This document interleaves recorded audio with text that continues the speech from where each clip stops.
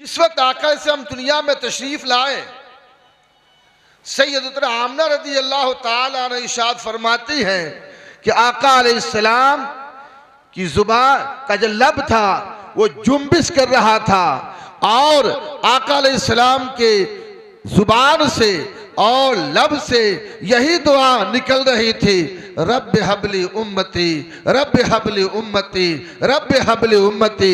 ए अल्लाह मेरी उम्मत को बख्श दे, ए अल्लाह मेरी उम्मत को बख्श दे, ए अल्लाह मेरी उम्मत को बख्श दे। और जब आका अलैहिस्सलाम को कब्र अनवर में, कब्र मनव्वर में लिटा दिया गया, हजरत अली रज़ी अल्लाह ताला अन्हु देखते हैं कि कब्र अनवर के अंदर भी आका अलैहिस्सलाम की जुबान जुम्बिश कर रही थी, हिल रही थी। हजरत अली रज़ी अल्लाह ताला अन्हु अपने कान को आका अलैहिस्सलाम के लबाए मुबारका के करीब किए तो आका अलैहिस्सलाम कब्र अनवर में लेट करके भी उम्मत मोहम्मदिया के लिए दुआ कर रहे थे।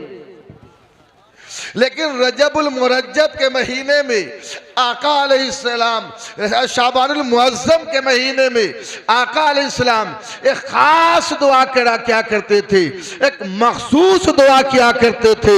वो दुआ ये है कि रजबुल मुरज्जब का जब महीना आ जाता, शाबानुल मुअज्जम का जब महीना आ जाता, जब इस्लामी साल का 7वां महीना आ जाता, जब इस्लामी साल का 8वां महीना आ जाता तो आका अलैहिस्सलाम ये दुआ करते थे, अल्लाहुम्मा बारिक लना, अल्लाहुम्मा बारिक लना फी रजब व शाबान व बल्लिगना रमज़ान। हुजूर अलैहिस्सलाम रजबुल मुरज्जब के महीने में, शाबानुल मुअज्जम के महीने में हुजूर ये दुआ करते थे कि या अल्लाह अज़्ज़ व जल, माहे रजब में, माहे शाबान में तू बरकत अता फरमा, वह बल्लिगना रमज़ान, और हमें खैर के साथ, आफियत के साथ हमें माहे रमज़ान अता फरमा।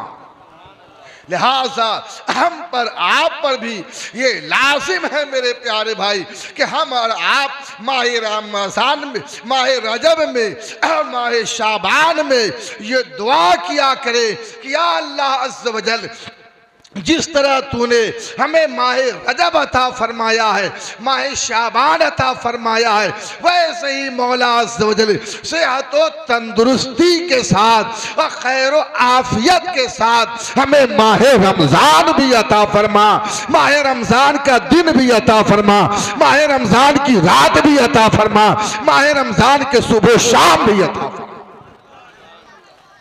और मेरे प्यारे भाई, ये जो शाबानुल मुअज्जम का महीना है ना, तो ये वो महीना है जो सिर्फ कुरान खानी वाला महीना नहीं है, सिर्फ हलवा रोटी वाला महीना नहीं है, बल्कि शाबानुल मुअज्जम का, शाबानुल मुअज्जम वो महीना है जिस महीने में आका अलैहिस्सलाम कसरत के साथ रोजा रखा करते थे। आका अलैहिस्सलाम इस महीने में इतनी कसरत से रोजा रखते थे, इस तरह रोजा रखते थे, इस कदर रोजा रखते थे कि माँ आमना, माँ उम्मुल मोमिनीन सैयदतुना आयशा सिद्दीक़ा रज़ी अल्लाह ताला अन्हा से मर्जी है कि माँ आयशा फरमाती है कि आका अलैहिस्सलाम माह शाबान में इस तरह रोजा रखते थे, इस तरह रोजा रखते थे, इतना रोजा रखते थे कि मैं ये गुमान करने लगती थी, मैं ये सोचने लगती थी कि शायद के माह रमज़ान की तरह माह शाबान का भी रोजा फर्ज हो गया है। आज हमारा सिर्फ खेल तमाशे में उलझे रहते हैं, हम और आप लहू और लईब में उलझे रहते हैं, मौज मस्ती में उलझे रहते हैं। हमारे आपके सर पे जो महीना साया फगन है, जिसे शबे बारात का भी महीना कहते हैं, जिसे शाबानुल मुअज्जम का महीना कहते हैं, ये वो महीना है जिस महीने में आका अलैहिस्सलाम कसरत के साथ रोजा रखते थे।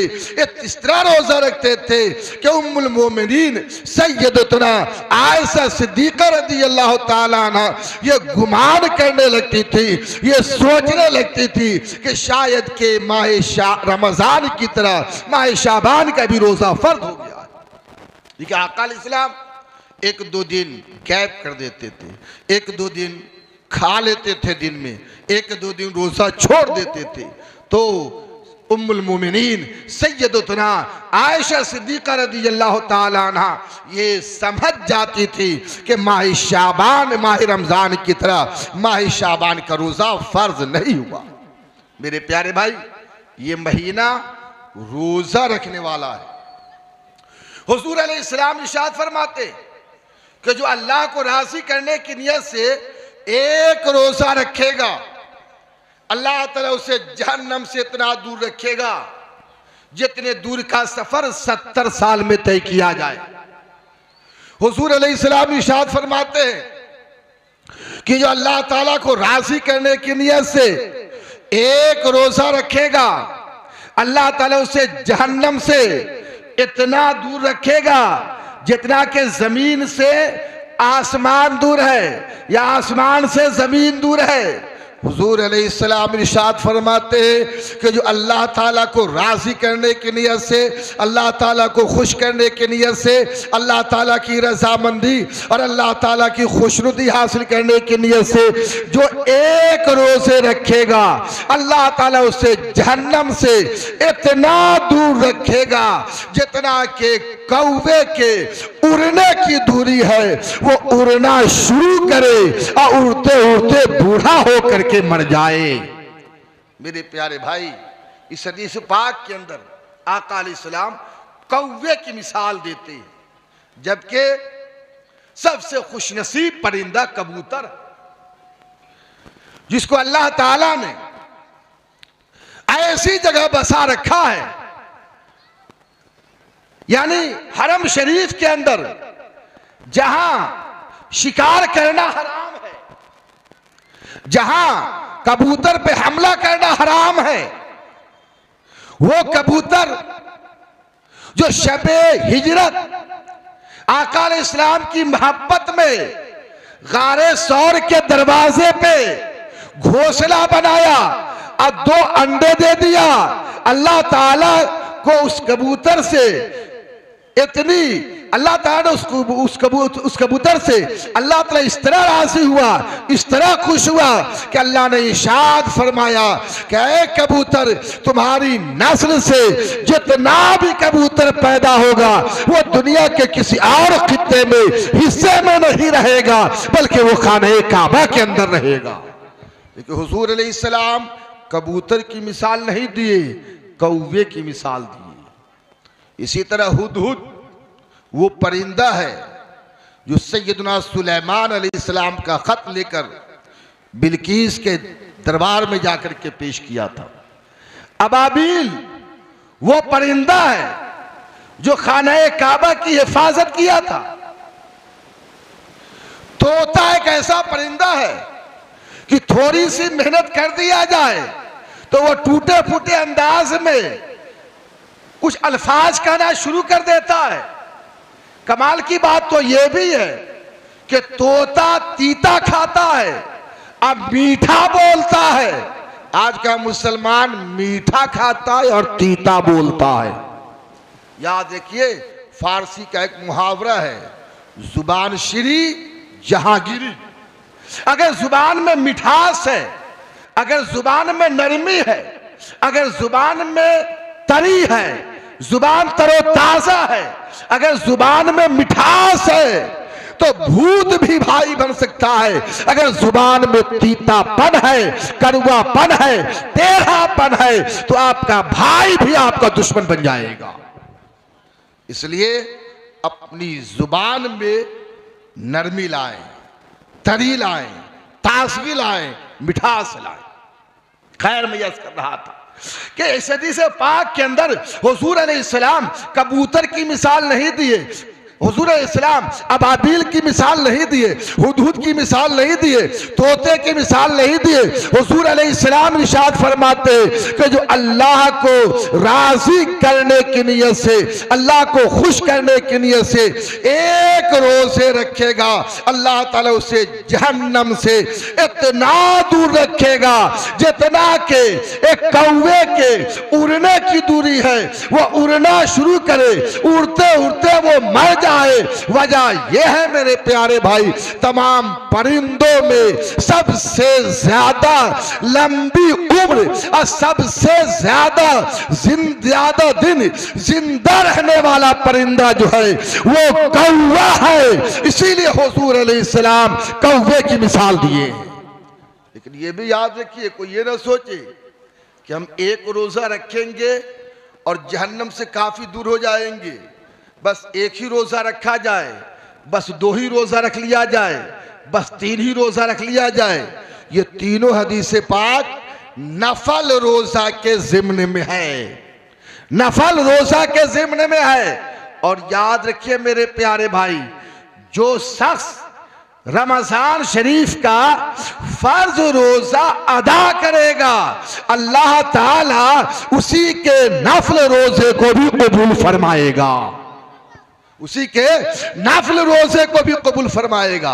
अब कोई सोचे कि हम 1 रोजा रख ले, 2 रोजा रख ले, 3 रोजा रख ले और हमें कामयाबी मिल जाएगी, तो ऐसी बात नहीं है मेरे प्यारे भाई। उसके लिए जरूरी है कि वो माहे रमजान का 30 रोजा रखे। अगर 29 का महीना हुआ है, 29 का महीना है, अगर वो 29 रोजा रखेगा तब भी अल्लाह उसे 30 का सवाब अता फरमाएगा। लेकिन रमजान के रोजे के बाद ही नफल रोजे रखने की इजाजत है। रोशी पढ़ी अल्लाहुम्मा सल्ली अला सय्यिदना मौलाना मुहम्मदिन बारिक वसल्लिम सलातन व सलामन अलैका या रसूल अल्लाह वसल्लम। तो अल्लाह ताला तौफीक अता फरमाए। तो आप कोशिश करें कि माह शाबान में आप चंद रोजे रख लें। चंद रोजा नहीं रख पाते हैं तो 14 तारीख का और 15 तारीख का रोजा आप रखें, ये नफल रोजा है मेरे प्यारे भाई। और 14 शाबान को सोफिया फरमाते हैं कि आदमी कुछ दिन में आराम कर ले।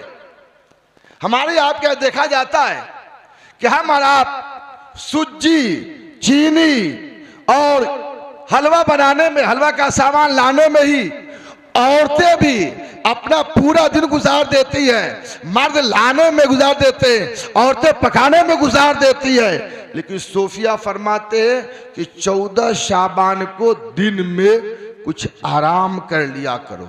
अब आराम से मुराद ये नहीं है कि जोहर की नमाज कज़ा कर दो या असर की नमाज कज़ा कर दो, बल्कि 14 शाबान के दिन में कुछ आराम कर लिया जाए, कुछ सो लिया जाए और सो करके आराम करके जिस्म के अंदर कुछ स्पेशल एनर्जी, कुछ स्पेशल ताकत अपने अंदर ताजगी ले आया जाए, ताकि 14 शाबान के बाद जो 15वीं की रात आती है, 15वीं की शब है, वही शबे बरात है, वही निजात वाली रात है, वही बख्शिश वाली रात है, वही मगफिरत वाली रात है, वही रहमत वाली बारात है, वही बरकत वाली रात है। लिहाजा आप इसी वक्त नियत कर लीजिए कि 13 फरवरी 14 शाबान है, उसके बाद जो रात आएगी उस पूरी रात को हम सो करके नहीं गुजारेंगे, हम मौज मस्ती में नहीं गुजारेंगे, हम गुफ्तगू में नहीं गुजारेंगे, बल्कि हम पूरी रात अल्लाह ताला की इबादत में गुजार देंगे। नफल नमाज अदा करेंगे, मगरिब की नमाज अदा करेंगे, फिर मगरिब की नमाज के बाद नफल नमाज अदा करेंगे, फिर इशा की नमाज अदा करेंगे। इशा की नमाज के बाद थोड़ा बहुत खा लीजिए। उसके बाद अगर घर पे कोई रूम है, कोई कमरा है, अगर उसके अंदर आपको सुकून मिले, चैन मिले, खुशू और खुशू पैदा हो, तो अपने घरों के अंदर, अपने कमरों के अंदर, अपने रूम के अंदर इबादत कीजिए। वरना मोहनिया की जामे मस्जिद में या तो फिर मोहल्ले की मस्जिदों में आप मेरे प्यारे भाई पूरी रात नफली इबादत में गुजार दीजिए, कुरान की तिलावत में गुजार दीजिए और तस्बीह में गुजार दीजिए, सुभान अल्लाह अल्हम्दुलिल्लाह कहने में गुजार दीजिए। हुजूर अकरम रसूल मुकर्रम सल्लल्लाहु अलैहि वसल्लम इरशाद फरमाते हैं कि जो शाबानुल मुअज्जम की 15वीं रात को शब बेदारी करेगा, यानी इबादत करेगा, कुरान शरीफ की तिलावत करेगा, नफल पढ़ेगा, अल्लाह ताला उसे कबीले बनु कल्ब के बकरियों के बालों के बराबर नेकी अता फरमाएगा। ये नहीं कि आप एक नेकी करेंगे अल्लाह 10 नेकी अता फरमा देगा, बल्कि हुजूर इस्लाम इरशाद फरमाते हैं कबीले बनु कल्ब के बकरियों के बालों के बराबर अल्लाह ताला नेकी अता फरमाएगा। अब इससे मुराद ये नहीं कि कबीले बनु कल्ब के पास एक बकरी थी या 2 बकरी थी या 1 दर्जन बकरी थी या 2 दर्जन बकरी थी, बल्कि हुजूर अलैहिस्सलाम कबीले बनु कल्ब का जो तस्करा फरमाए हदीस पाक में, वजह यह है कि उस जमाने में, उस दौर में तमाम कमोबेश तमाम कबीले वालों के पास बकरियां थी, लेकिन तमाम कबीलों के बनिस्बत कबीले बनु कल्ब के पास बकरियां सबसे ज्यादा थी। लिहाजा जब बकरियां सबसे ज्यादा थी तो उसके बाल भी सबसे ज्यादा है। पता ये चला कि उन बकरियों के बाल पे हिसाब है। वैसे ही शबे कद्र में नफल नमाज पढ़ने वाले को, इबादत करने वाले को अल्लाह ताला बेहिसाब ने किया अता फरमाता।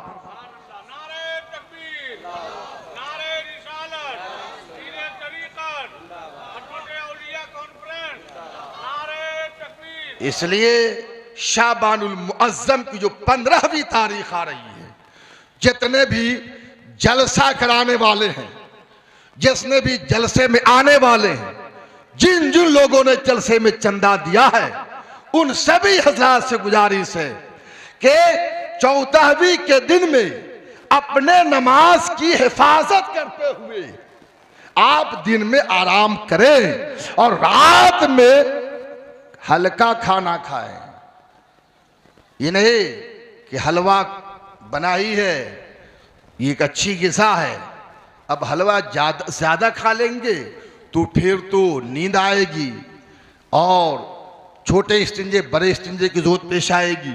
सूफिया फरमाते हैं कि शबे कद्र में या शबे मिराज में या शबे आशूरा या शबे बरात में आदमी को कम से कम खानी चाहिए, इसलिए कि भूख भी एक खास नेमत है। और सोफिया ने तो यहां तक फरमाया है कि भूख वो नेमत है जो बंदे को खुदा से मिला दिया करती है, बंदे को खुदा से मिला दिया करती है। इसलिए आप शबे बरात के रोज हलवा ही कम नहीं खाना है। अगर 4 रोटी खाते हो तो 2 रोटी आप खाएं, अगर थोड़ी इतनी सब्जी खाते हैं तो कम से सब्जी में कम कर दे, पानी भी आप कम पिए मेरे प्यारे भाई। अब पूरी रात इबादत में, तिलावत में, तस्बीह में, अल्लाह की याद में, अल्लाह के जिक्र में, अल्लाह आखिरत के फिक्र में गुजार दे मेरे प्यारे भाई। और फिर यूं भी है कि शबे बरात की रात में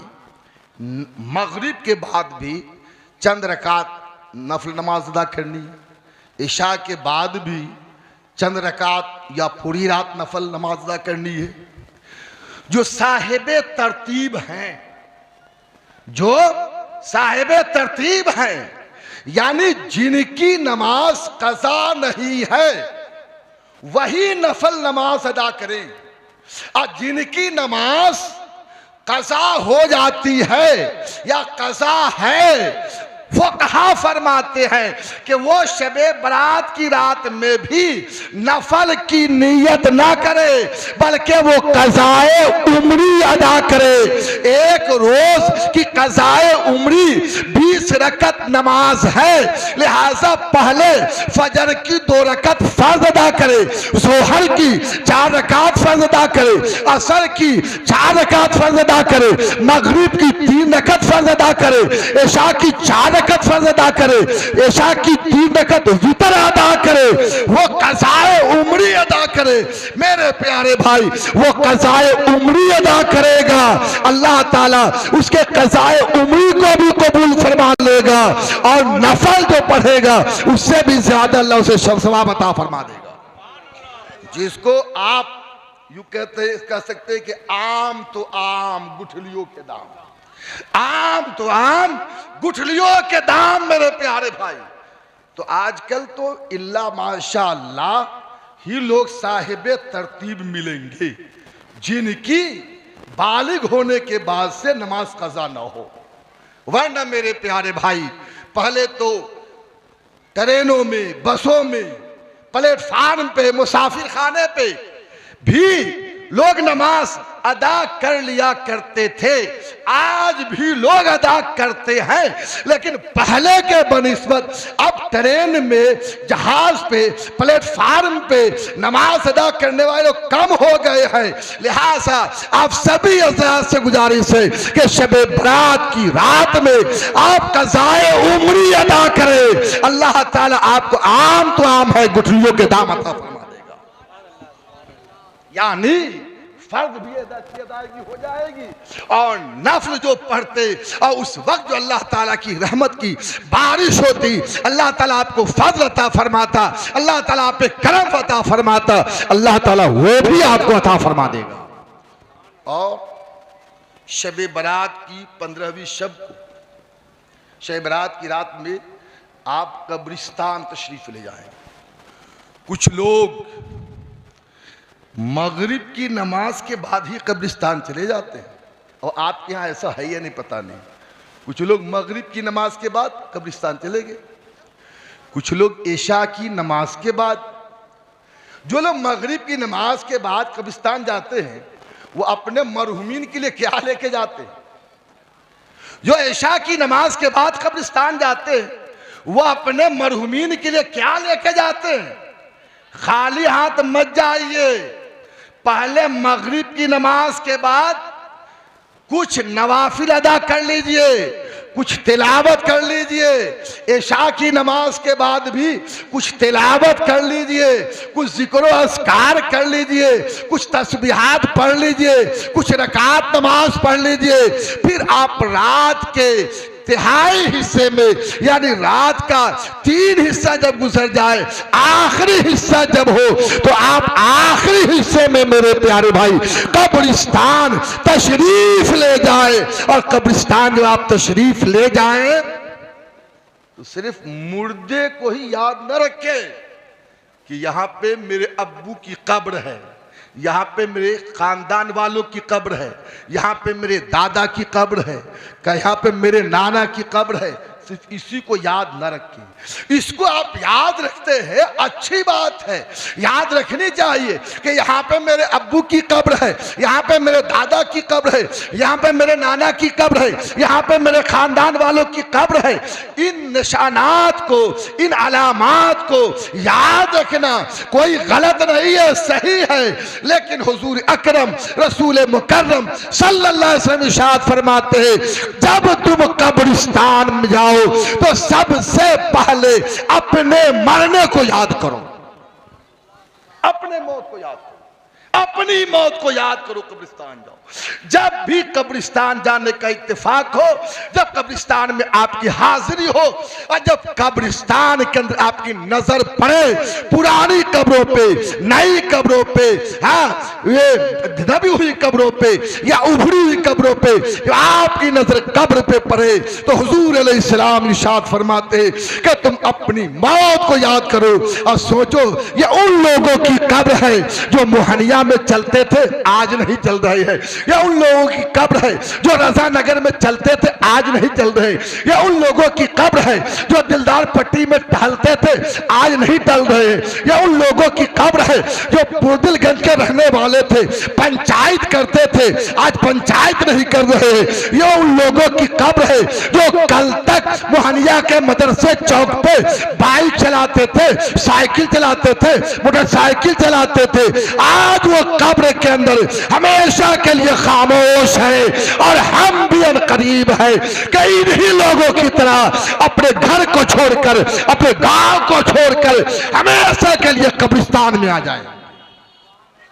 तो जब भी कब्रिस्तान जाए मेरे प्यारे भाई तो कब्र को याद करे, अपनी मौत को याद करे, अपने मरने को याद करे, कफन को याद करे, कब्र में उतरने को याद करे। ये और फिर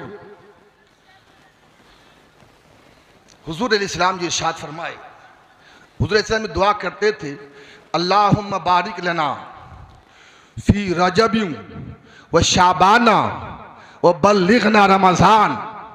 हुजूर इस्लाम जो ये दुआ करते थे कि या अल्लाह अज़्ज़ वजल, या मौला अज़्ज़ वजल,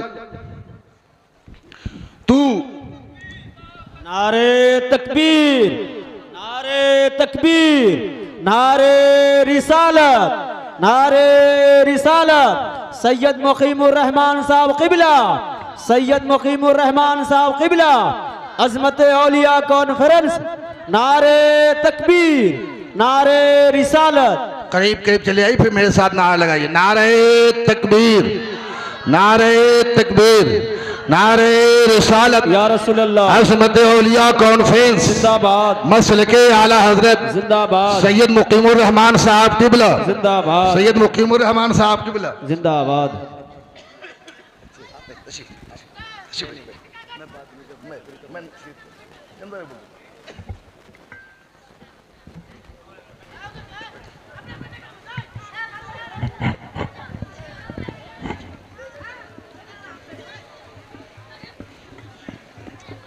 आप हमेशा हमें सुनते रहते हैं और आज हमें भी और आपको भी सैयद साहब क़िबला की तकरीर समाअत करनी है। मैं चंद बातें पेश करता हूँ।